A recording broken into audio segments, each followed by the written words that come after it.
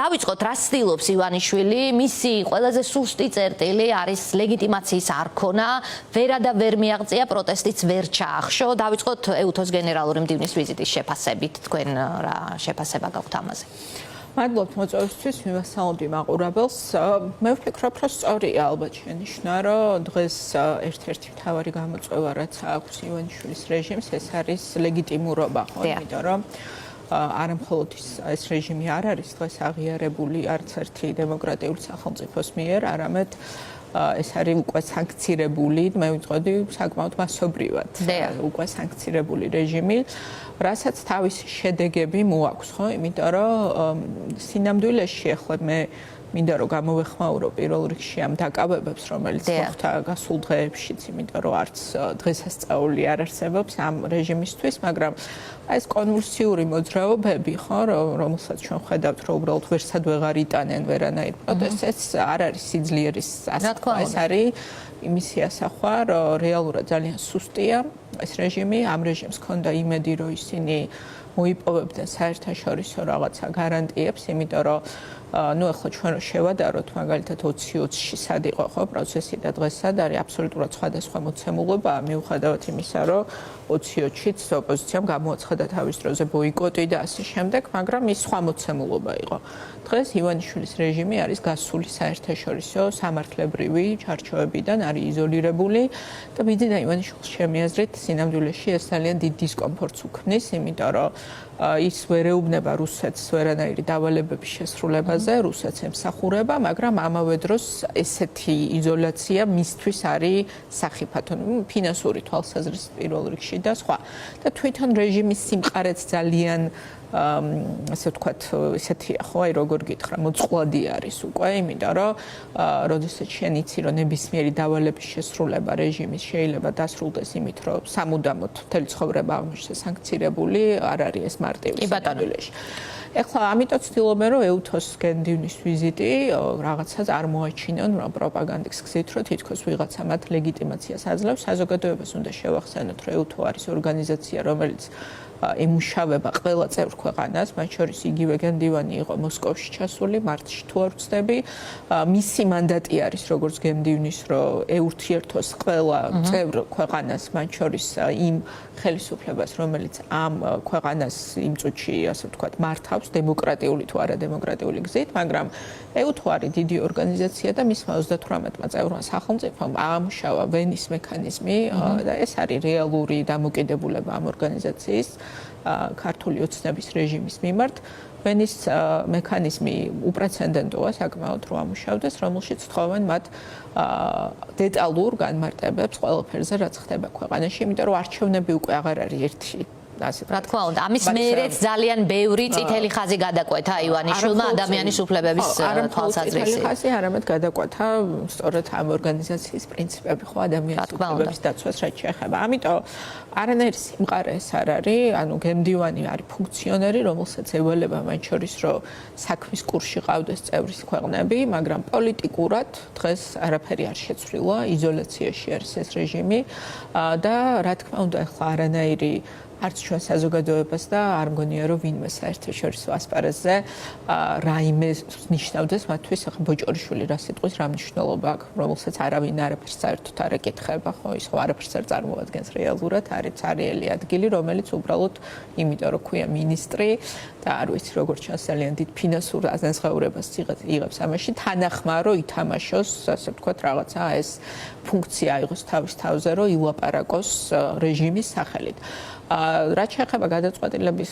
მიმღებ პირებს, ამ პირებისთვის ვფიქრობ, რომ დღესაც არაფერი არ არის შეცვლილი, მათ ძალიან კარგად აქვთ გაცნობიერებული, რომ ან ისინი დათანხმდებიან დემოკრატიის აღდგენას ქვეყანაში, აქ არ არის საუბარი მხოლოდ იმაზე, რომ რაღაც არალეგიტიმური პარლამენტი რაღაც მოძრაობებს გააკეთებს, ან რაღაც კანონს გააუქმებს, რომელიც საუბარია ორ კონკრეტულ მოთხოვნაზე, ეს არის ახალი არჩევნები, ეს არის პოლიტპატიმრების გათავისუფლება. საუბარი არის პოლიტპატიმრების გათავისუფლებაზე და ახალ არჩევნებზე, ახალ რეალობაში, იმიტომ რომ ცხადია, რომ ჩვენ არ გვჭირდება მორიგი რუსული სპეცოპერაცია. აი, ახალი რეალობა არის ალბათ ყველაზე მკვნეული თემა ივანიშვილისთვის, თორემ ის გარისკავდა არჩევნების დანიშვნას ძველი რეალობით, იმიტომ რომ მან არაერთხელ სცადა არჩევნების მიტაც მიღწევა, როცა აკონტროლებს ყველას და ყველას. ფერს ამ კონტექსტში საგულისხმოა წერილი, რომელიც მისწერეს ევროსაბჭოს, რომელიც რეზოლუციაში აკრიტიკებს, სადაც თქვენ იყავით, იცით, ჩემზე უკეთ რა წერია იმ რეზოლუციაში, მაგრამ იქ საქართველოს დელეგაციის უფლებამოსილება არ აღდგება მანამ ვიდრე. და იქ არის კონკრეტული მოთხოვნები, სწორედაც რომ ახალი არჩევნები, პოლიტპატიმრების გათავისუფლება და იქ საუბარია ახალ რეალიებზე. შესაძლებელია საერთოდ ადგილობრივი თვითმმართველობის არჩევნებში ძალიან კონკრეტულად ამბობს ევროსაბჭო, რომ ეს არჩევნები იმ პირობებში სტარდება, არ იქნება არჩევნები. აი ამ ახალ რეალიებს რამდენად აქვს მნიშვნელობა და რამდენად კრიტიკულია ეს ოპოზიციისთვისაც და საერთაშორისო საზოგადოებისთვის, იმიტომ რომ ივანიშვილი მორიგი ტრიუკის ჩატარებას დიდი ალბათობით ეცდება. რამდენად გააუვა ეს მინდა ვიკითხო. ხო, იცით რა, ვინმეს რო ქონდეს ხის წესრიგში, რომ ივანიშვილს მისცა შესაძლებლობა, რომ რაღაცა, ასე ვთქვათ, ელექტორალური ავტოკრატიის გზით გააგრძელოს, ხო, ამ ქვეყნის ცხოვრება და ელექტორალური ავტოკრატია რა არის? ქვეყანა, სადაც არჩევნები ტარდება და ეს არჩევნები ვერაზროს ვერაფერს ვერ შეცვლის, ხო? ეს არის რეალობა. ეს არის ლუკაშენკო, ეს არის პუტინი. ხო, არჩევნები ყველგან ტარდება, მე არ ვიცი ქვეყანა ახლა, სადაც ძალიან ცოტა დარჩა ქვეყანა, სადაც არჩევნები არ ტარდება. ამიტომ ცხადია, რომ ეს არ არის არც მოთხოვნა, ეს არ არის არც მოლოდინი. საუბარი არის იმაზე, რომ ქვეყანაში არჩევნები უნდა აღდგეს, იმიტომ რომ მოდი პირდაპირ ვთქვათ და რაღაც თავი არ უნდა მოვიტყუოთ, რომ არჩევნები გააყალბდა, არჩევნები გააუქმა ივანიშვილმა, ანუ არჩევნებს აღარ აქვს აზრი ქვეყანაში. ამიტომ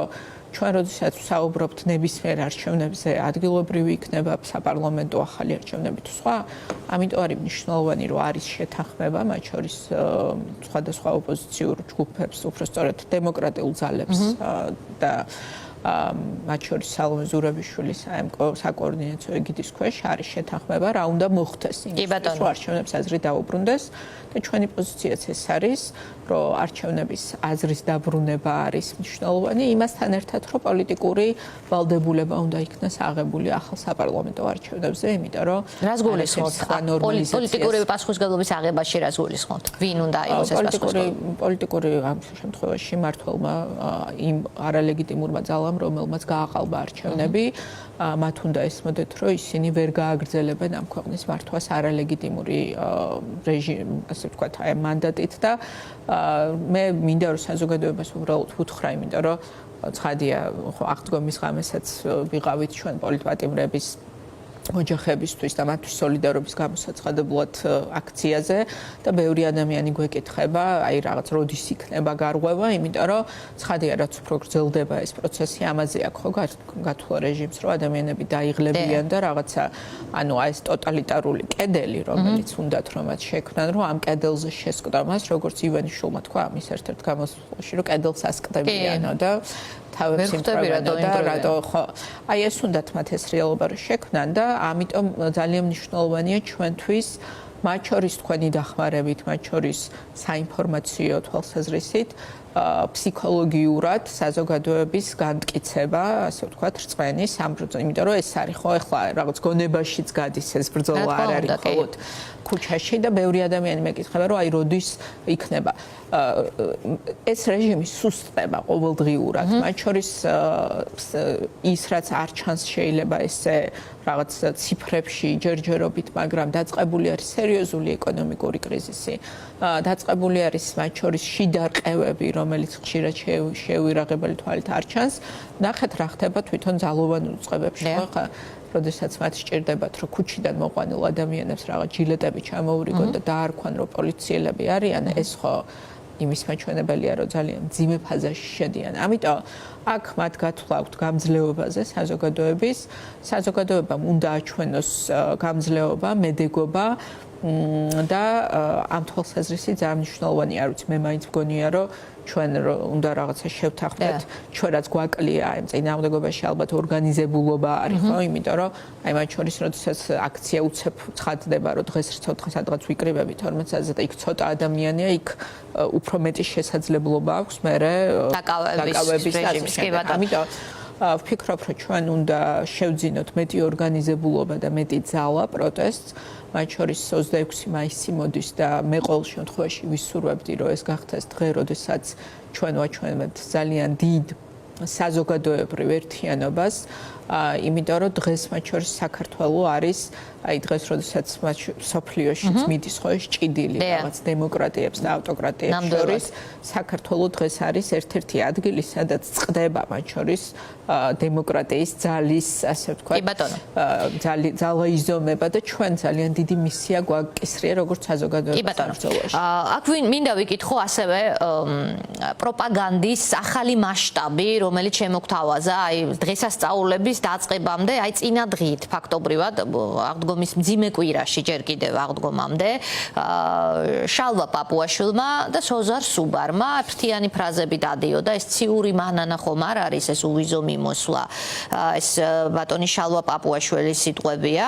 სოზარ სუბარმა გითხრა ნამდვილად არ მაქვს ისეთი ცუდი წარმოდგენა ქართულ ხალხზე რომ მისთვის ვიზა ლიბერალიზაცია უფრო მნიშვნელოვანი იყოს ვიდრე იმ ანტიეროვნულ და ანტიქრისტიანულ პოლიტიკაზე უარის თქმა რომლის თავსმოხვევასაც deep state-ი ცდილობს აი წარმოუდგენელი პროპაგანდის რუსული მასშტაბი აქვს გახსნილი ახლა რატო მათ წინასწარ აქვთ ინფორმაცია რომ უვიზო მიმოსვლას შეიძლება შეექმნას საფრთხე ამისთვის ამზადებენ ისინი მოქალაქეებს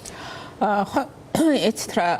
მოდით ასე ვთქვათ რომ საზოგადოების დიდ უმრავლესობას ну სადღაც ალბათ რეალურად დღეს ქართულ ოცნებას 30%-მდე შეიძლება ყავს ხარდამჭერი მაგრამ დიდმა უმრავლესობამ უკვე მიიღო გადაწყვეტილება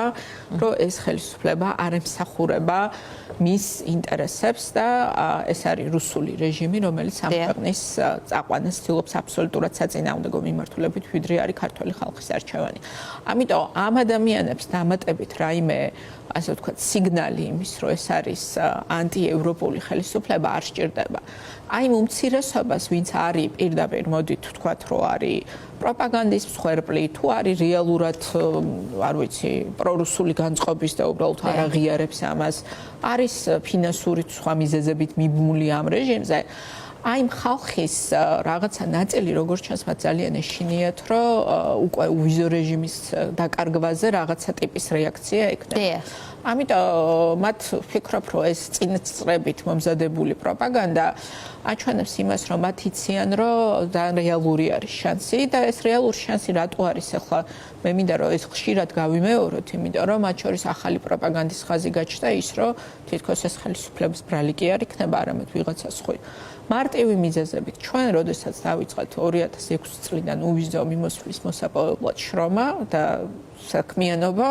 მრავალი წლის მანძილზე მათ შორის დიახ პროგრესი დემოკრატიის თვალსაზრისით ძალიან მნიშვნელოვანი იყო ახლა ჩვენ წარმოვიდგინეთ რომ 2012 წელს სააკაშვილის ხელისუფლებას გაეყალბებინა არჩევნები და ეთქვა რომ მე არსად არ მივდივარ და ვრჩევ ხელისუფლებაში მიუხედავად იმისა რომ 3/4 საქმის გაკეთებული იყო უვიზო მიმოსვლის მისაღებად ჩვენ რა თქმა უნდა ვერანაირი პროგრესი ვერ გვექნებოდა და ქართული ოცნება არის ხელისუფლება რომელმაც ახლა ერთბაშად ვერ გაბედა ხო ანუ მათ მოამზადეს ნიადაგი და საკმაოდ გრძელი 12 წელი დასჭირდათ რომ მათი რეალური სახე ეჩვენებინათ რომ ეს არის არ მივდივარ ჩვენ ევროპაში გაცურას გვაძალებთ ფაქტიურად ნუ დღესაც ბოლომდე ამას არ აკეთებენ დღესაც რაღაც სულაც მოტყვა ყველაფერს აკეთებენ რომ ეს შედეგი დადგეს ხო მაგრამ რეალურად ნუ მათ შეანელეს პროცესი იმიტომ რომ 5 წელიწადი დასჭირდა მათი ხელისუფლებაში მოსვლიდან 1/4 საქმის გაკეთებას რაც დარჩენილი იყო მაგრამ ნუ საქართველოს ეს მონოპოლარი რო დაკარგოს როგორც ჩანს ნუ აი ფიქრობენ რომ სივრცე მოტყუებისთვის კიდე ვიღაცის შეუმცირდებათ და ეშინიათ მათ შორის რაღაცა წრეების რომლებიც იქნებიან ამით უკმაყოფილო მაგრამ იცით რა რეალობა ის არის რომ ერთი რომ დემოკრატიის ესეთი უკუსვლის პირობებში შენ თუ მიდიხარ ბელარუსის და რუსეთის მიმართულებით უვიზო მიმოსვლას ვერ შეინარჩუნებ ნუ ეს არის რეალობა მეორე ძალიან კონკრეტული საკითხებიც დგება, იმიტომ რომ ჩვენ ვართ უკვე ქვეყანა, სადაც მართველი რეჟიმი ფაქტიურად არის სანქცირებული. გენერალური პროკურორის სანქცირებული ევროკავშირის მიერ. როგორ უნდა შეინარჩუნოს ევროკავშირმა უვიზო მიმოსვლა? ნუ დიდ პასპორტებს გაუქმეს, გასაგებია, მაგრამ იმათ ხო აქვთ კერძო პასპორტები, დია. ამიტომ ქართული ოცნების პოლიტიკის შედეგი არის ის, რომ მე ახლა იმედი მაქვს, რომ ჩვენ მანამდე შევძლებთ, რომ შეიცვალოს პოლიტიკური რეალობა ქვეყანაში, მაგრამ პოლიტიკური რეალობა ქვეყანაში თუ არ შეიცვალა, მე გამიჭირდება დავინახო, როგორ შეიძლება რომ ჩვენ შევინარჩუნოთ, ხო ეს და როგორც ჩანს ეშინიათ მაინც რაღაც ზეგავლენის ამის საზოგადოებრივ განწყობებზე, იმიტომ რომ თუნდაც მათი მომხრეებიც კი ალბათ ნაწილი იქნება ღრმად აღშფოთებული ამ საკითხით და ამიტომ ამზადებენ, ასე ვთქვათ, აი ამ პროპაგანდის ხაზს. ახლა აქ ძალიან მნიშვნელოვანია, რომ ჩვენ ხშირად გავუმეოროთ საზოგადოებას, რატო მოხდება ეს შედეგი თუ დადგება. ეს შედეგი დადგება იმიტომ, რომ რუსეთს აქვს ესეთი დავალება ივანიშვილზე გაცემული, ყველამ უნდა გაიხსენოს, რომ ეს არის რეჟიმი, რომელიც ხალხს ატყუებდა, რომ თითქოს ვიღაც უშლიდა ხელს კანდიდატის სტატუსის მიღებაში,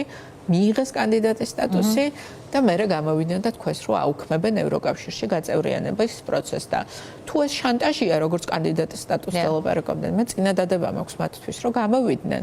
შემოიღონ სავიზო რეჟიმი შენგენის ქვეყნებთან, თვითონ შემოიღონ, რაც ავტომატურად გამოიწვევს იმას, რომ პროცესი დაჩქარდება და თვითონ როგორც თვითონ თქვეს კანდიდატის სტატუსზე უარი თვითონ გამოვიდნენ და თქვეს, რომ აღარ გვინდა ჩვენ ევროკავშირში გაწევრიანება, გამოვიდნენ და თქვენ, რომ აღარ გვინდა ჩვენ ევროკავშირთან უვიზო მიმოსვლა, გაამარტივებენ, მე მგონი, მათ შორის ამოცანას ადამიანებისთვის სიცხადე, რომ შევიდეს მათ გონებაში, ვისაც კიდე დაბინდული აქვს, ხო, გონება, იმიტომ რომ არ ვიცი უყურებს სამთავრობო პროპაგანდას. არა და ევროკავშირი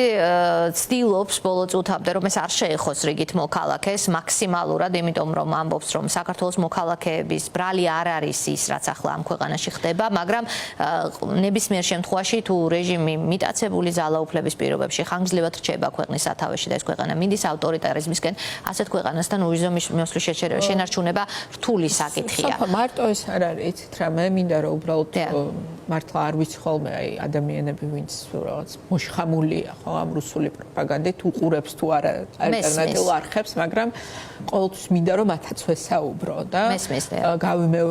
გამოვიყენო ეს შესაძლებლობა. რაც უნდა ესმოდეს საქართველოს ყველა მოქალაქეს არის ის, რომ ავტოკრატიული რეჟიმი საერთოდ ვერ მოემსახურება მოქალაქის ინტერესებს, ვერანაირ ინტერესს ვერ მოემსახურება, იმიტომ რომ აი მარტივად ავიღოთ, ხო, საბიუჯეტო პრიორიტეტები, რომელიც დემოკრატიულ საზოგადოებაში ასახავდეს უნდა საზოგადოების პრიორიტეტებს. ავტოკრატიულ რეჟიმში, სადაც ეს მართლობა ემყარება პირველ რიგში იმას, რომ შენ დაპურებული ყავდეს ვიღაცა მოძალადეები, რომლებსაც ფორმა აცვიათ და მზად არიან, რომ შენ რო უბრძანებ დაერიონ ხალხს და დაასისხლიან და ძვლები დაალეწონ და ამაში შენ მათ უნდა უხადო ბევრი ფული,